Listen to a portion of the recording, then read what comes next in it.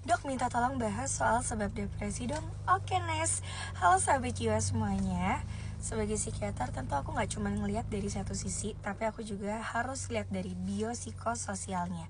Karena depresi itu gak cuma muncul dari satu faktor aja, biasanya ada gabungan dari 3 sisi, yaitu biologis, psikologis, dan sosial. Yang pertama itu biologis, jadi melibatkan gangguan di neurotransmitter di otak, seperti serotonin, dopamin, dan norepinefrin. Lalu, sistem stres tubuh yaitu HPA aksis juga sering terganggu. Orang dengan depresi itu bisa punya kadar kortisol yang tinggi terus-menerus. Bahkan ada perubahan struktur otak. Jadi ada penelitiannya seperti penurunan volume hipokampus dan gangguan aktivitas di prefrontal cortex dan amigdala. Faktor genetik juga berperan banget. Kalau ada riwayat keluarga dengan depresi, resikonya bisa meningkat, termasuk juga karena ketidakseimbangan hormon.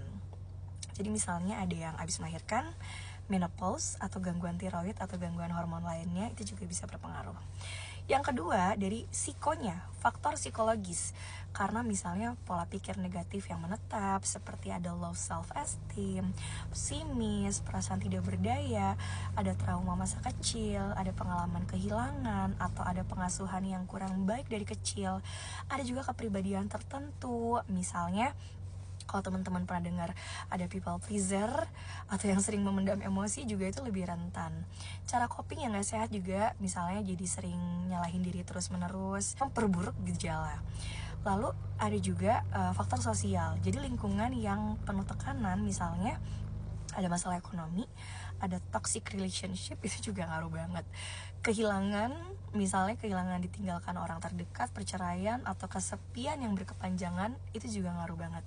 Kurang support system, gak ada tempat cerita atau rasa aman juga kontribusi besar. Dan peristiwa-peristiwa yang memang terjadi, misalnya pindah kota, menikah, pekerjaan, ada yang terganggu karena memang emosi kita kan, tubuh kita tuh butuh adaptasi. Jadi Nes dan sahabat jiwa semua, depresi itu bukan sekedar perasaan sedih, tapi reaksi kompleks dari tubuh, pikiran, dan lingkungan.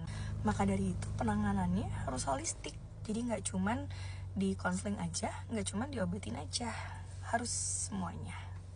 Semoga membantu ya.